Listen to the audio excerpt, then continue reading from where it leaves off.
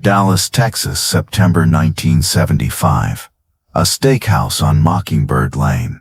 Chuck Norris is having dinner with his wife Diane when a drunk man stumbles over, makes a crude comment, and grabs her arm.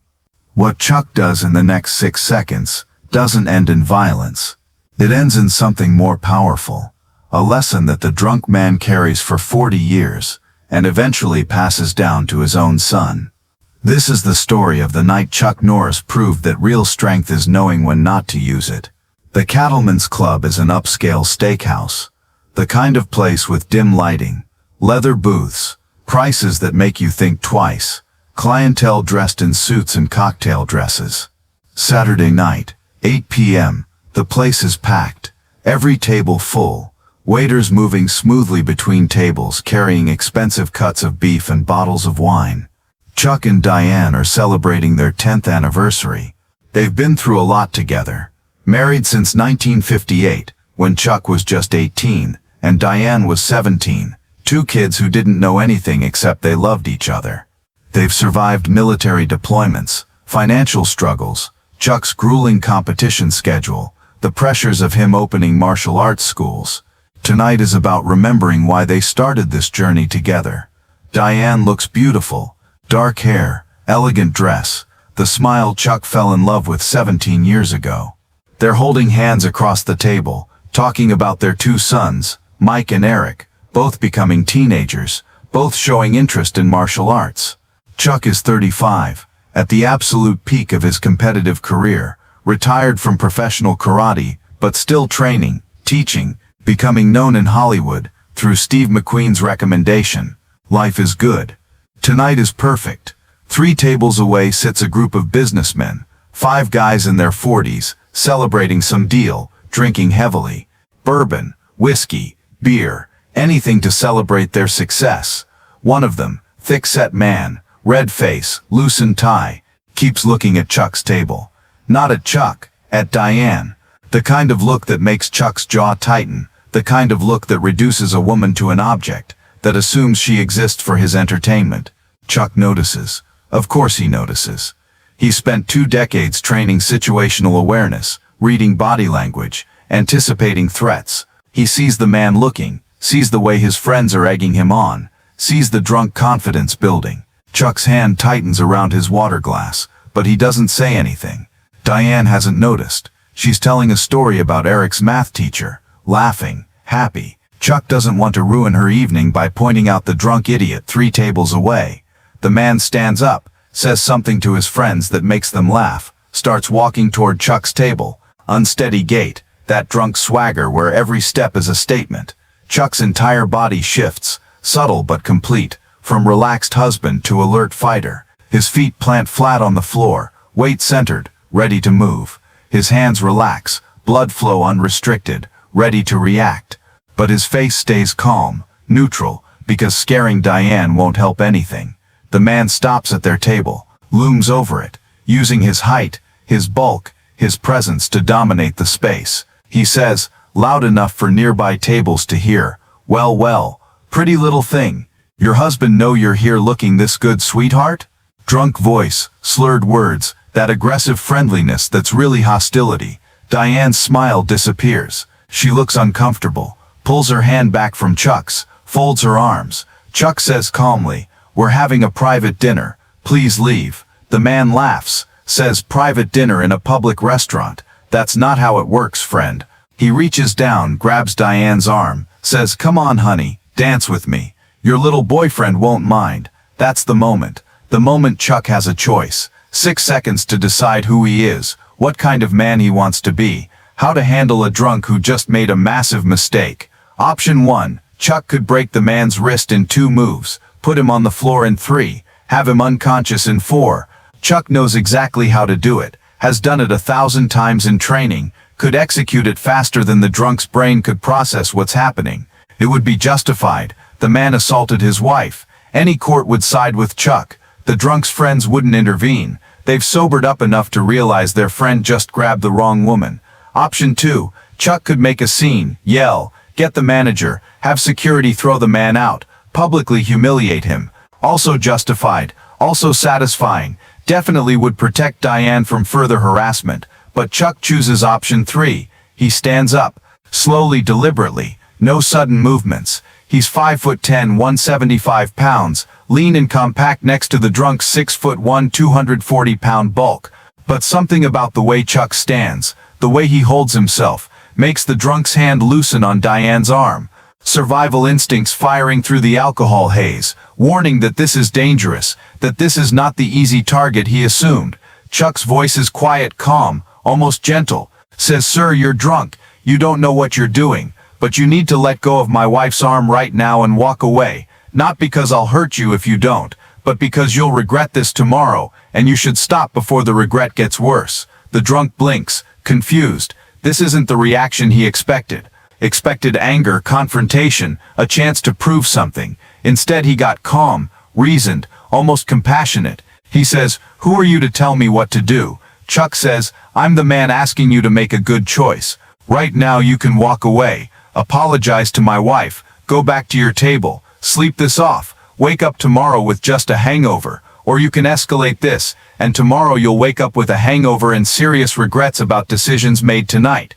Something in Chuck's voice, in his eyes, cuts through the alcohol. The drunk's hand falls away from Diane's arm. He takes a half step back. His friends are watching now, sensing the mood shift, ready to intervene if necessary. The drunk says, I was just being friendly." Chuck says, "No, you weren't. You were being aggressive and disrespectful, but you can still walk away with dignity. Make that choice." The drunk looks at Chuck for a long moment, some internal battle happening behind his bloodshot eyes. Then he looks at Diane, seems to really see her for the first time, sees a woman frightened and uncomfortable because of him. Something cracks. He says, voice much quieter, "I'm sorry. I'm drunk. I'm sorry." Chuck nods, says apology accepted. "Now please go." The man walks back to his table, sits down heavily. His friends say something, he waves them off, just stares at his drink. The restaurant buzz slowly returns to normal. Conversations resume. The moment passes. Chuck sits back down, reaches for Diane's hand. She's shaken but okay. Says, "You didn't hurt him." Chuck says, "Didn't need to." Diane says, "He grabbed me." "You could have." Chuck says, "I could have done a lot of things, but none of them would have made this night better for you. Better to give him a chance to be better." They finish their dinner, quieter than before, but still good, still celebrating 10 years together. As they're leaving, the drunk man approaches again, sober now, or at least soberer. Says, "Can I talk to you? Just a minute." Chuck nods. Diane goes to the car. The man says, "I need to apologize again. Really apologize. What I did was inexcusable." Chuck says, "You apologized already. We're good." The man says, "No, I need you to understand. I've been drinking too much lately. My wife left me 6 months ago because of it. Took our son. I lost my family because I couldn't control myself. And tonight I almost got myself seriously hurt because I still haven't learned. You could have destroyed me. I saw it in your eyes. You knew exactly how to do it. But you gave me a choice instead. Why?" Chuck thinks for a moment. Says, "Because destroying you wouldn't have fixed anything. Wouldn't have gotten your family back. Wouldn't have taught you what you need to learn. You needed a mirror, not a punishment. Needed to see yourself making bad choices, and have a chance to choose differently. That's the only way people actually change." The man's eyes are wet. He says, "Who are you?" Chuck says, "Chuck Norris. I teach martial arts." The man laughs, not a happy laugh, a broken laugh. Says, "Of course you do. I grabbed a martial arts expert's wife. I'm lucky to be standing." Chuck says, "You're standing because I wanted you to be. Now do something with that luck. Get help. Stop drinking. Get your family back. Turn this into the night you started being better, instead of the night you hit bottom." The man nods, wipes his eyes, says, "I will. I promise." Chuck says, "Don't promise me. Promise your son. He's the one who needs you to change." They shake hands. The man walks away. Chuck doesn't think much about it after that night. Another drunk in another restaurant, another situation handled without violence. He goes back to his life, training, teaching, competing, eventually transitioning to action movies. The incident fades to a distant memory. 20 years pass. Chuck is in Dallas promoting a film, doing a signing at a bookstore, meet and greet with fans. Long line, hundreds of people wanting autographs, photos, handshakes. One man waits patiently near the end of the line. When he reaches the front, Chuck doesn't recognize him. 20 years, 60 pounds lighter, clean cut, sober, completely transformed. The man says, "You won't remember me, but September 1975, Cattleman's Club Steakhouse, I grabbed your wife's arm. You let me walk away." Chuck's expression changes, memory clicking into place. The man continues, "That night changed my life. I went home, looked at myself in the mirror, saw what I'd become, checked into rehab the next week, been sober ever since, got my wife back, watched my son grow up. He's in college now, studying to be a counselor. I tell him the story sometimes, about the man who could have hurt me, but chose to teach me instead." Chuck says, "You did the work. I just gave you a moment." The man says, "That moment saved my life. Literally, I was heading down a path that ended in divorce, unemployment, maybe worse. You showed me there was another option. Showed me that strength is choosing not to destroy someone when you could. I've tried to live that way ever since." Chuck asks about the man's son.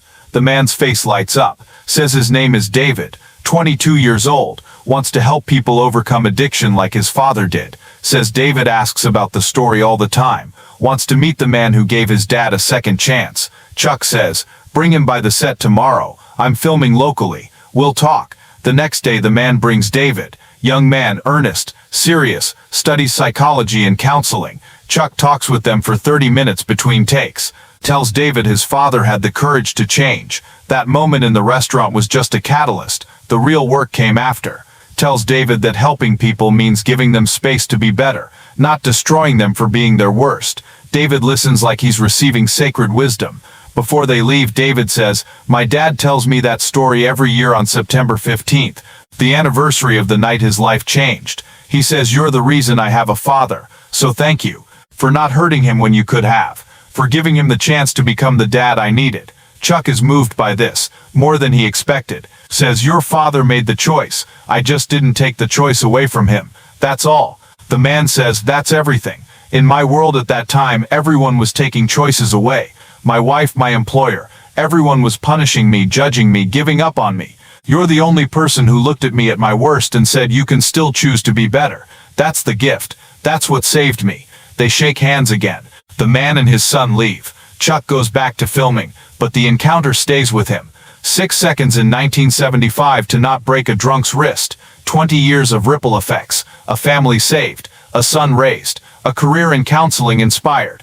All because Chuck chose restraint over revenge, teaching over punishment. In interviews later, Chuck talks about this incident. When people ask about his philosophy, he says real martial arts isn't about winning fights, it's about avoiding them. Real strength isn't hurting people who deserve it, it's giving them a chance to deserve better. The best fight is the one where nobody gets hurt, but everyone learns something. So here's the question. When someone wrongs you, do you seek to destroy them or transform them? When you have the power to punish, do you use it, or do you offer a choice? Because Chuck Norris had 6 seconds to decide who he was, the fighter who could break a drunk's arm, or the teacher who could change a drunk's life. He chose teacher. And somewhere in Dallas, a 45-year-old man celebrated 40 years of sobriety, raised a son who helps others overcome addiction, lived a full life because a martial arts legend chose compassion over violence. 6 seconds created 4 decades of impact. That's real power. Not fists, not fear, but the strength to give someone their life back when you could take it away. Who needs your 6 seconds? What life could you change by choosing not to destroy it?